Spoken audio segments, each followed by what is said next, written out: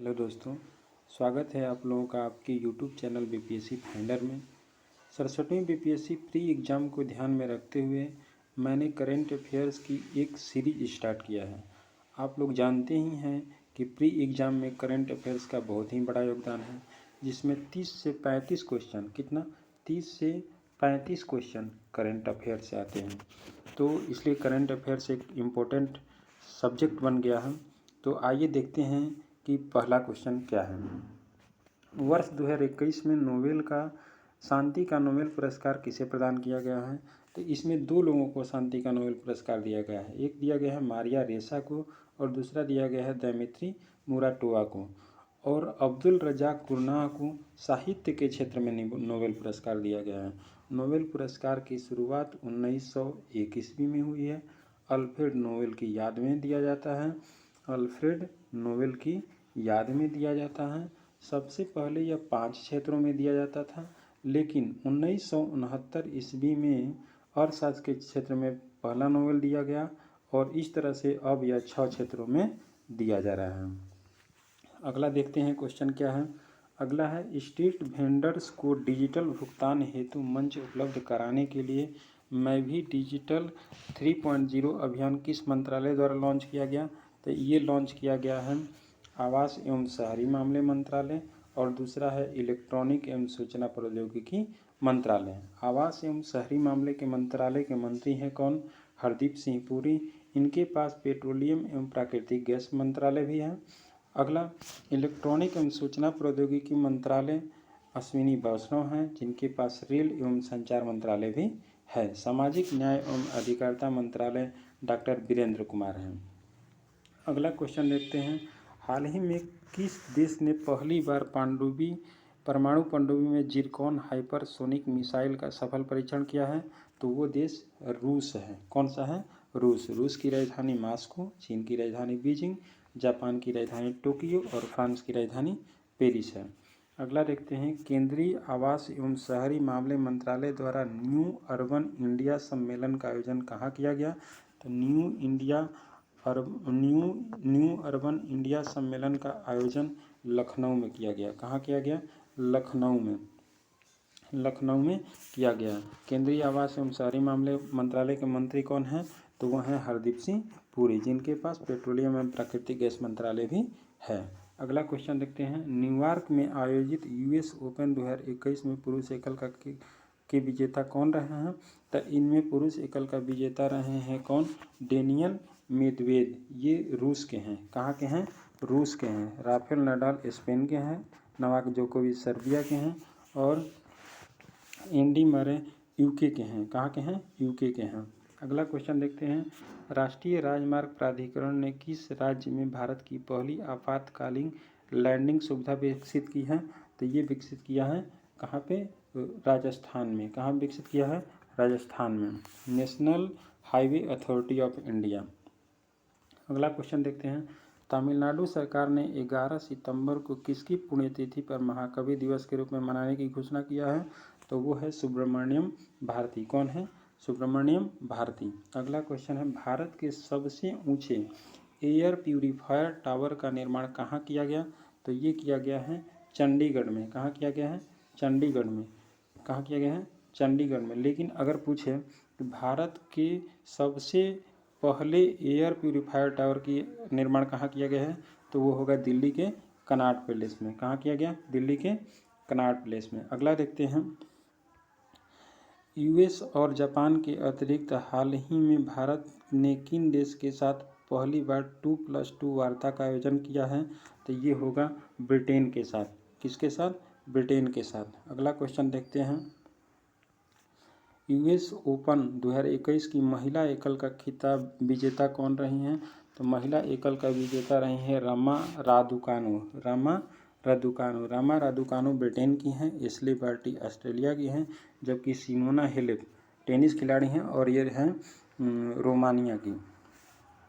अगला क्वेश्चन देखते हैं, भारत की सबसे बड़ी ओपन एयर फर्नरी का निर्माण कहाँ किया गया है? तो ये किया गया है उत्तराखंड में। कहाँ किया गया है? उत्तराखंड में। अगला क्वेश्चन देखते हैं, छात्रों की भाषा संबंधी बाधा को दूर करने के लिए किस संस्थान द्वारा हाल ही में प्रोजेक्ट उड़ान को लॉन्च किया गया? तो प्रोजेक्ट उड़ान को लॉन्च किया गया IIT बॉम्बे के द्वारा। अगला क्वेश्चन देखते हैं, अमेजन द्वारा भारत के किस राज्य में ऑल वीमेन डिलीवरी स्टेशन की शुरुआत की जाएगी? तो ये होगा गुजरात में। कहाँ पे किया जाएगा? गुजरात में। अगला क्वेश्चन देखते हैं, हाल ही में हुई नियुक्ति में कौन सा सही है? तो आइए देखते हैं, गुरमीत सिंह उत्तराखंड के राज्यपाल, बिल्कुल सही है। RN रवि तमिलनाडु के राज्यपाल, ये भी सही है। भूपेंद्र पटेल ये गुजरात के मुख्यमंत्री थे। इनमें से सभी सही है। अगला क्वेश्चन देखते हैं, गीता गोविंदा जयदेवा डिवाइन ओडिसी के लेखक कौन हैं? तो ये हैं डॉक्टर उत्पल के बनर्जी। कौन है? उत्पल के बनर्जी। 1 अप्रैल को उत्कल दिवस भी मनाया जाता है, जिस दिन उड़ीसा का स्थापना दिवस के उपलक्ष्य में। अगला है, केंद्रीय पर्यावरण वन और जलवायु परिवर्तन मंत्रालय द्वारा हाल ही में लॉन्च किए गए प्राण पोर्टल का संबंध किससे है? तो प्राण पोर्टल का संबंध है वायु प्रदूषण के नियमन से। किससे है? वायु प्रदूषण के नियमन से। केंद्रीय पर्यावरण वन एवं जलवायु परिवर्तन मंत्री कौन है? तो श्री भूपेंद्र यादव हैं, जो श्रम और रोजगार मंत्री भी हैं। अगला क्वेश्चन देखते हैं। अगला क्वेश्चन है, किस राज्य सरकार द्वारा बाजरा मिशन की शुरुआत की गई है?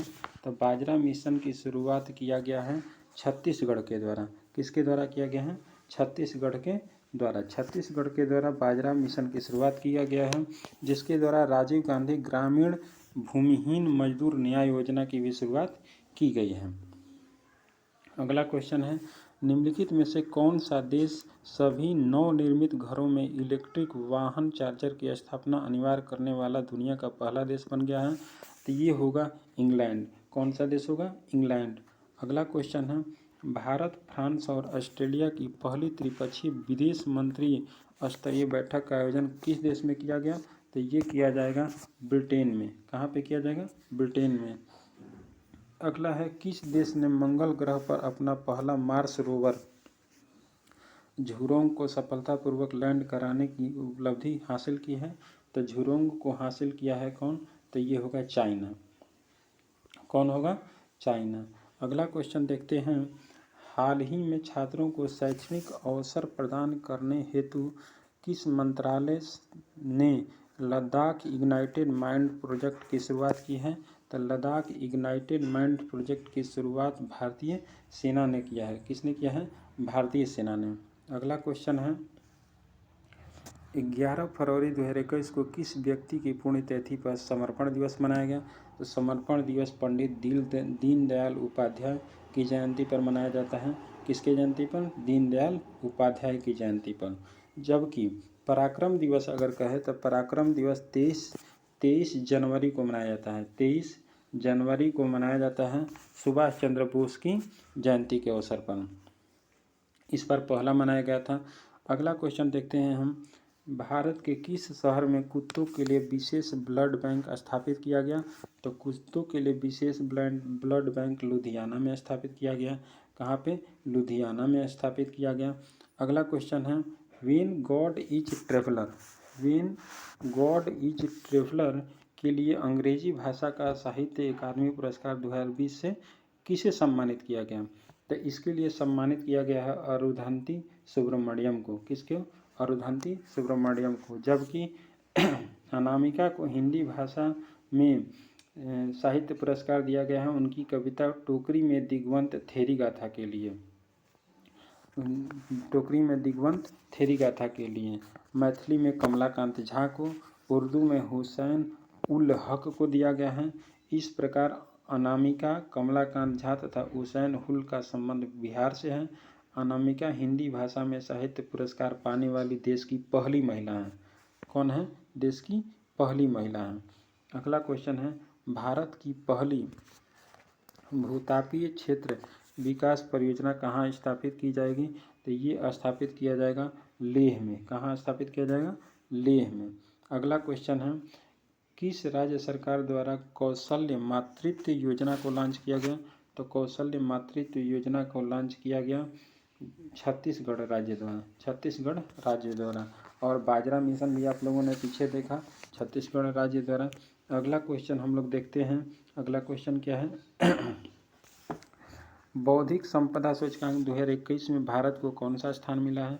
तो बौद्धिक संपदा सूचकांक में भारत को 40वां स्थान मिला है। इसको जारी कौन करता है? तो यूएस चेंबर ऑफ कॉमर्स के द्वारा लॉन्च किया गया है, जिसमें पहले स्थान पर अमेरिका है। पहले स्थान पर अमेरिका है। अगला क्वेश्चन देखते हैं। फरवरी 2021 में जारी इंडिया जस्टिस रिपोर्ट 2020 में बड़े राज्यों में किस राज्य को शीर्ष स्थान प्राप्त हुआ है? तो बड़े राज्यों में शीर्ष स्थान प्राप्त हुआ है कौन? महाराष्ट्र को। बड़े राज्यों में शीर्ष स्थान महाराष्ट्र को प्राप्त हुआ है। इसमें बिहार का स्थान 13वां है। कौन सा है? ये फैक्ट आप लोग याद रखिएगा। बिहार का स्थान 13वां है, जबकि ये जो आंकड़ा जो प्रकाशित किया जाता है वो टाटा ट्रस्ट द्वारा प्रकाशित किया गया है। फरवरी 2021 में किस राज्य में 3 दिवसीय मांडू महोत्सव का आयोजन किया गया? तो मांडू महोत्सव का आयोजन मध्य प्रदेश सरकार द्वारा किया गया। अगला क्वेश्चन है, भारत के राष्ट्रीय सुरक्षा परिषद के अध्यक्ष के रूप में किसे नामित किया गया है? राष्ट्रीय सुरक्षा परिषद के अध्यक्ष के रूप में नामित किया गया है एस.एन. सुब्रमण्यम को, जबकि विजय सांपला को नियुक्त किया गया है राष्ट्रीय अनुसूचित जनजाति आयोग के अध्यक्ष के रूप में, जबकि अजय सिंह जो हैं वो स्पाइस जेड के अध्यक्ष हैं, और दुष्यंत चौटाला जो हैं वो हरियाणा के उप मुख्यमंत्री हैं, और प्रेसिडेंट भी हैं जनता जननायक जनता पार्टी के प्रेसिडेंट हैं। अगला क्वेश्चन है, श्रम आंदोलन से जुड़ा हुआ संग्रहालय भारत के किस राज्य में खोला जाएगा? तो श्रम आंदोलन से जुड़ा हुआ संग्रहालय भारत के केरल राज्य में खोला जाएगा। अगला क्वेश्चन है, जैव विविधता संरक्षण पर ध्यान केंद्रित करने हेतु 14 वन प्लैनेट सम्मेलन का आयोजन किस देश द्वारा किया गया? तो ये हो गया फ्रांस के द्वारा। किसके द्वारा? फ्रांस के द्वारा किया गया है। अगला एक थोड़ा सा एडिशनल इन्फॉर्मेशन ले लेते हैं। पर्यावरण संरक्षण अधिनियम जो आया था 1986 में आया था, जबकि राष्ट्रीय पर्यावरण नीति 2004 में आई थी, और एनजीटी की स्थापना नेशनल ग्रीन ट्रिब्यूनल एनजीटी की स्थापना 2010 में किया गया था। अगला क्वेश्चन हम लोग देखते हैं। अगला क्वेश्चन है, जनवरी 2021 में दुनिया के सबसे प्राचीन गुफा चित्र की खोज जो लगभग 45,500 साल पुरानी है किस देश में खोजी गई है? तो ये खोजी गई है इंडोनेशिया में। कहाँ पे? इंडोनेशिया में। इंडोनेशिया की राजधानी जकार्ता है, मालदीव की माले हैं, म्यांमार के नाइपेताव है, और जबकि श्रीलंका की राजधानी श्री जयवर्धने कोटे है। समुद्री खोज की क्षमता बढ़ाने के उद्देश्य से तटीय अनुसंधान वाहन सागरिक अन्वेषिका का जलावतरण किस बंदरगाह पर किया गया? तो इसका आंसर होगा चेन्नई बंदरगाह पर। अगला है, किस फार्मूला 1 ड्राइवर को ब्रिटेन की महारानी एलिजाबेथ ने सर्वोच्च नागरिक सम्मान नाइटहुड से सम्मानित किया है? तो इसका आंसर हो जाएगा लुइस हैमिल्टन, जो फार्मूला 1 से संबंधित है। भारतीय रेलवे द्वारा विश्व की पहली हॉस्पिटल ट्रेन का उद्घाटन किया गया, जिसका नाम क्या है? तो इसका नाम लाइफ लाइन एक्सप्रेस है। इसका नाम क्या है? लाइफ लाइन एक्सप्रेस है। अगला क्वेश्चन देखते हैं। अगला क्वेश्चन क्या है? अगला क्वेश्चन है, निम्नलिखित में से किस भारतीय एयरलाइन कंपनी की ऑल वन ह्यूमन पायलट ने उत्तरी ध्रुव पर 16,000 किलोमीटर लगातार उड़ान भरकर इतिहास रचा है? तो इसका आंसर हो जाएगा एयर इंडिया।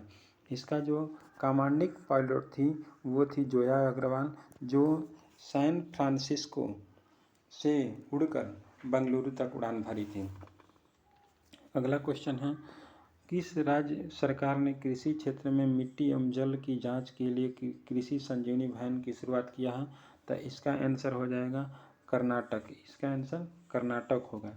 निम्नलिखित में से किस नदी पर दौधन बांध का निर्माण किया जा रहा है? तो दौधन बांध का निर्माण केन बेतवा लिंक पर किया जा रहा है।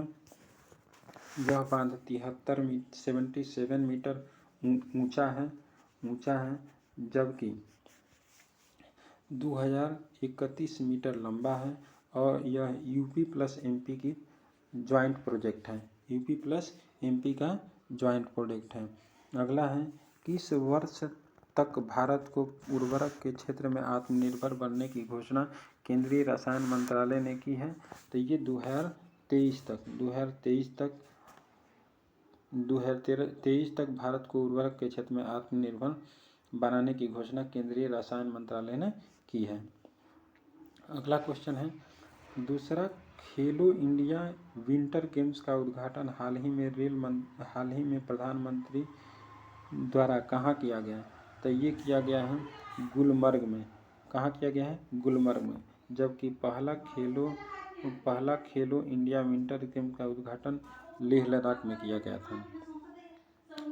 अगला क्वेश्चन है फरवरी 2021 में किन दो देशों के बीच संयुक्त सैन्य युद्धाभ्यास का 16वां संस्करण संपन्न हुआ? तो युद्धाभ्यास भारत और अमेरिका के बीच है। कौन? भारत और अमेरिका के बीच में है। इसके साथ हम लोग वज्र प्रहार भी करते हैं। जबकि भारत और जापान के बीच जाइमेक्स होता है। भारत और ब्रिटेन के बीच कोंकण होता है, कोंकण। और भारत और श्रीलंका के बीच मित्र शक्ति होता है। अगला क्वेश्चन है निम्नलिखित में से कौन सा एयरपोर्ट दुनिया का पहला स्मार्ट रीडिंग एयरपोर्ट बन गया है? तो ये हो जाएगा Dubai international airport. Dubai international airport दुनिया का पहला स्मार्ट रीडिंग एयरपोर्ट बन गया है। अगला क्वेश्चन है चैलेंज 1 उपग्रह निम्नलिखित में से किस देश का पहला उपग्रह है जिसे रूस द्वारा लॉन्च किया गया? तो ये ट्यूनीशिया का उपग्रह है। BBIN मोटर वाहन समझौते में निम्नलिखित में से कौन सा देश शामिल नहीं है? तो इसमें शामिल देश देख लेते हैं। इसमें भारत है, नेपाल है, भूटान है और एक देश बांग्लादेश है। एक देश कौन सा है? बांग्लादेश है। इसमें शामिल नहीं है, म्यांमार शामिल नहीं है। अगला क्वेश्चन हम लोग देखते हैं। अगला क्वेश्चन है कार्बन वॉच ऐप को लॉन्च करने वाला भारत का पहला केंद्र शासित प्रदेश कौन बना है? तो भारत का पहला केंद्र शासित प्रदेश चंडीगढ़ बना है जो कार्बन वॉच ऐप को लॉन्च किया है। अगला क्वेश्चन है यूनेस्को द्वारा शुरू की गई E9 पहल का संबंध किससे है? तो E9 पहल का संबंध शिक्षा से है। E9 पहल का मतलब है ये है एजुकेशन 9 मिनिस्टर्स का जो एसोसिएशन एजुकेशन फॉर 9 मिनिस्टर्स। और अगला क्वेश्चन है यह यूनेस्को की एक पहल है। इसके द्वारा क्या होगा कि यूनेस्को का फुल फॉर्म है United Nation Educational Scientific and Cultural Organization. इसकी स्थापना जो हुआ था वो 1945 में हुआ था। कब? इसका हेड क्वार्टर कहाँ है? हेड क्वार्टर है पेरिस में। ठीक है, हेड क्वार्टर कहाँ है? पेरिस में। अगला देखते हैं रासायनिक हथियार निषेध संगठन। रासायनिक हथियार निषेध संगठन OPCW के बाहरी लेखा परीक्षक के रूप में किसे चुना गया है? तो इसमें चुना गया है गिरीश चंद्र मुर्मू को। इसकी स्थापना 1977 में हुई है। OPCW का फुल फॉर्म है Organization for the Prohibition of Chemical Weapons. इसमें इसका हेड क्वार्टर नीदरलैंड में है। ठीक है, और इसमें 193 मेंबर हैं, 193 मेंबर हैं इसमें। और इंडिया भी इसका मेंबर है। इंडिया 1993 ईस्वी में इसका मेंबर बना हुआ था। अगला क्वेश्चन देखते हैं। अगला क्वेश्चन है युद्धाभ्यास के दौरान किन देश की पनडुब्बी KRI नगल्ला गुम हो गई जिसकी खोज के लिए ऑपरेशन तिमान शुरू किया गया? तो ये होगा इंडोनेशिया की है। ये है इंडोनेशिया की। अगला क्वेश्चन है यूनेस्को ने विश्व पुस्तक राजधानी 2021 के रूप में किस शहर को नामित किया है? तो ये किया है जॉर्जिया की राजधानी तबिलिसी में। थैंक यू दोस्तों। कैसा लगा मेरा करंट अफेयर्स? आप लोग अपना सुझाव ज़रूर कमेंट बॉक्स में दीजिएगा। Thank you for watching.